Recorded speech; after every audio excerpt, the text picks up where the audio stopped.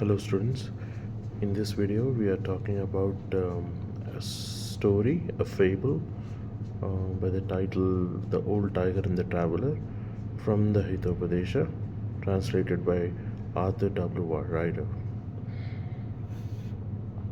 So, Tiger sits by a lake. He's old, he's weak, he cannot hunt, but he's not helpless. Because the most dangerous predator is not the one with the sharpest claws, it's the one with the sharpest mind. Today, we are breaking down one of the oldest and most powerful fables in world literature. A story about greed, deception, and a fatal mistake that could have easily been avoided. Before we dive in, a little background. The Hitopadesha, meaning beneficial teaching or good instructions, is a collection of Sanskrit fables attributed to the scholar Narayana, written around the 9th century AD in India. A fable is a short narrative featuring animals and humans whose interactions teach a moral lesson. Think of Aesop's fables, for example, in the West. But from the Sanskrit tradition, the stories from the Sanskrit tradition and often more elaborate and layered. The version we are working with today is an English translation by Arthur W. Ryder, a professor of Sanskrit at the University of California, Berkeley, published in 1908. Ryder was one of the most respected translators of the classical Sanskrit text into English, known for his translations of the Panchatantra and the Bhagavad Gita, among others. The Old Tiger and the Traveler is a first story in the Hitopadesha and sets the tone for the entire collection. Its central themes are deception, greed, gullibility, and unchanging nature of character. Here is the entire story's lesson in one sentence. When greed overrides reason, even the most obvious danger becomes invisible. The traveler in this story is not foolish by nature. He sees the danger, he feels the warning, but he lets greed make the decision for him, and it costs him everything.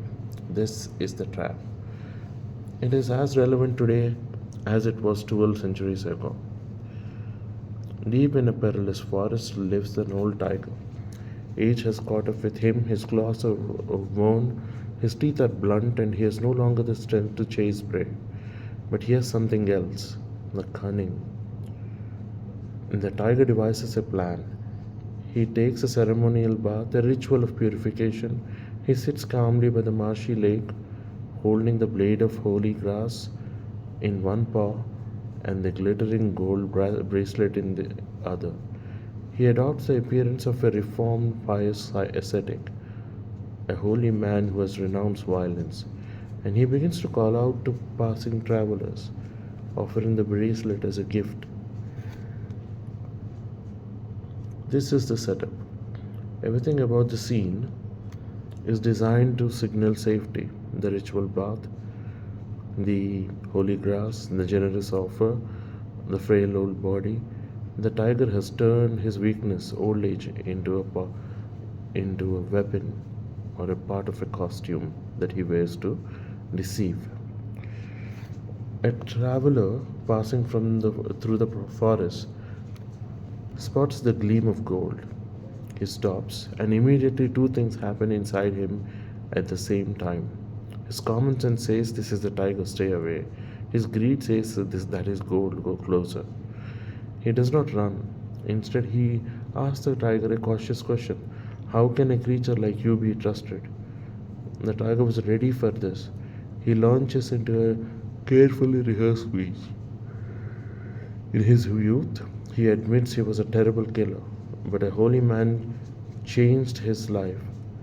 As penance for his past sins, the holy man instructed him to practice 8 cardinal virtues: gifts to God's creatures, kindness to all living things, gifts to God, offerings to the divine, study, devotion to learning and scripture, penance, self-discipline for past wrongs, um, self restraint, controlling one's desires, absence of greed, freedom from material want, lack of fraud, honesty in speech and action, patience, enduring hardship with composure. The tiger even adds a clever philosophical distinction. The first word virtues he says can be performed, faked for show, but the last four, the last four can only come from a truly pure heart. He is essentially telling the traveler, I am not just performing goodness, I have become good.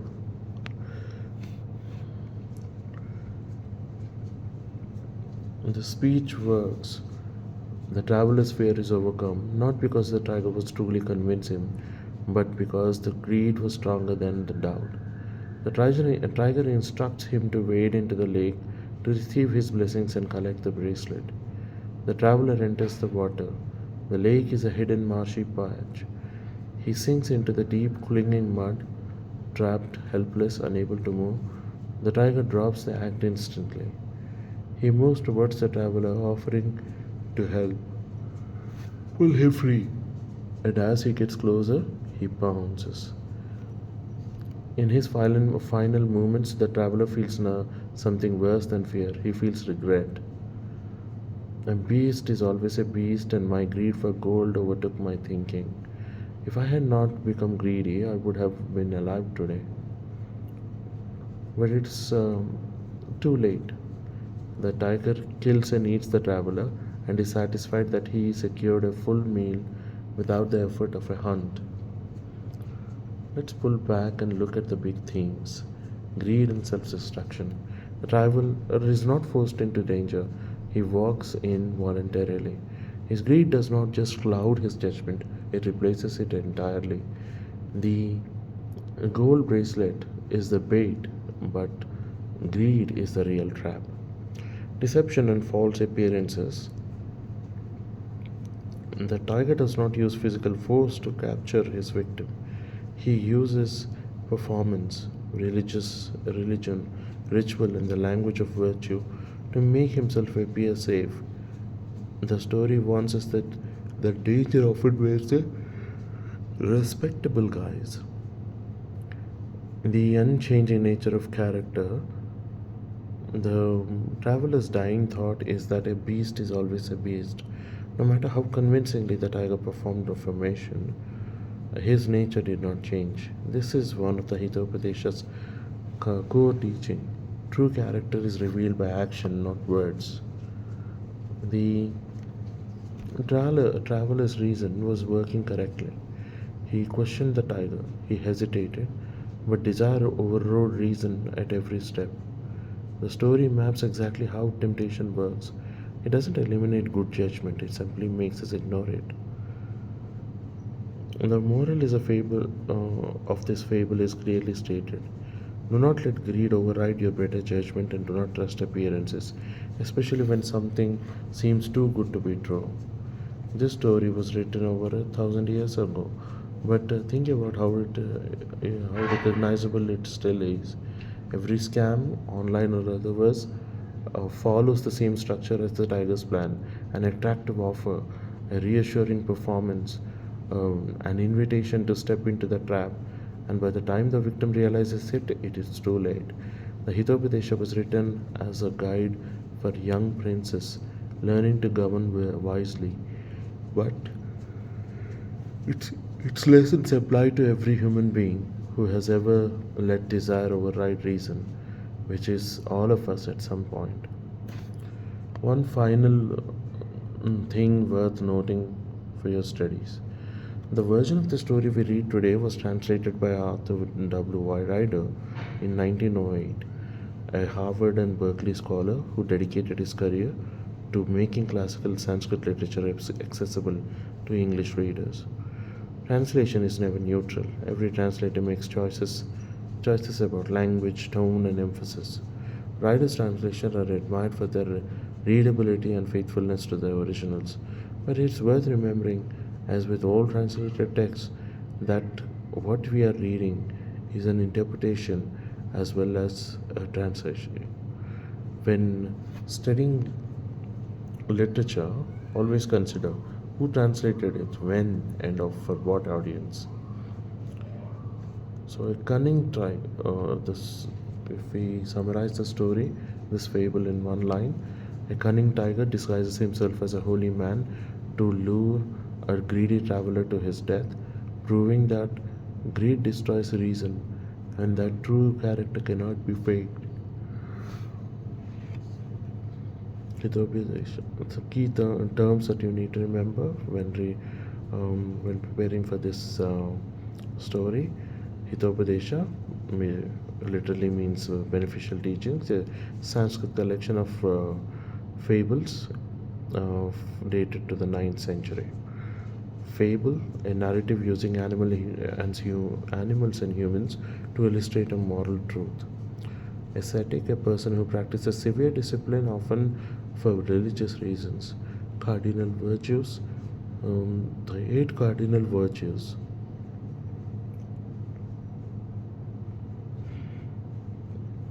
The tiger claims to have adopted. Narayana, the Sanskrit scholar, attributed as the author of the Hitopadesha. Arthur W. Ryder, the English translator of this version. There are few um, key quotes. A beast is always a beast is a very popular quote from this text. And if I had not become greedy, I would have been alive now. This regretful statement from the victim. It's also very popular key quotes. And the traveler saw the tiger. He knew the danger. He went in anyway. That is not just a story from 9th century India. It is a story about every time any of us has ignored the warning because the reward seemed worth the risk. The Hitopadesha calls this beneficial teaching not because the lesson is comfortable,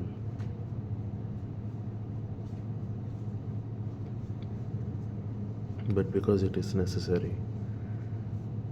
A beast is always a beast, and greed, if we let it, will always lead us into the marsh. Hope you understood the story, students. Until next time.